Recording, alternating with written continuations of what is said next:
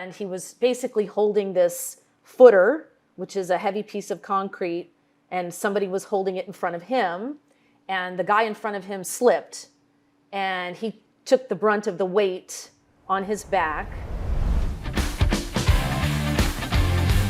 My journey started just about 30 years ago, and I had a situation occur with my ex-husband, Aaron.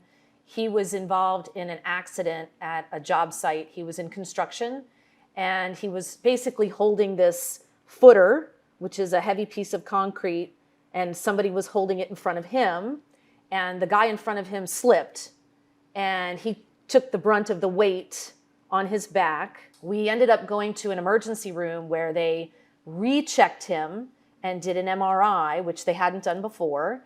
And the MRI showed a herniated disc, actually 2 herniated discs in the lower back. It was L2 and L3. So they suggested that he see a specialist for surgery. And that wasn't really something we were interested in. It strikes fear in your heart when you think your loved one's going to be cut open. And we had already had a situation in the family where someone had had a surgical intervention and it didn't go well. He ended up in a wheelchair. And I'm not saying that happens to everybody, but it was a deep concern for us.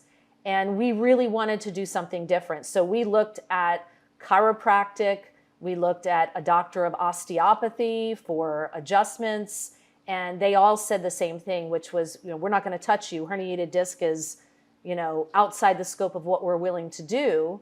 So I went to an acupuncture office. It was actually a school.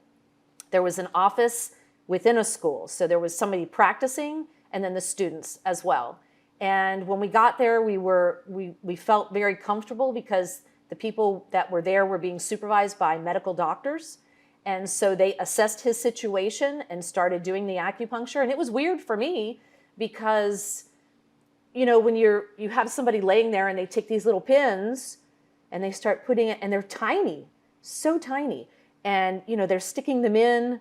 And the person laying there, my ex, Aaron, was laying there and he's like, I don't really feel anything. It wasn't like anything major, but he was able to stand up straight. He was hunched over to start.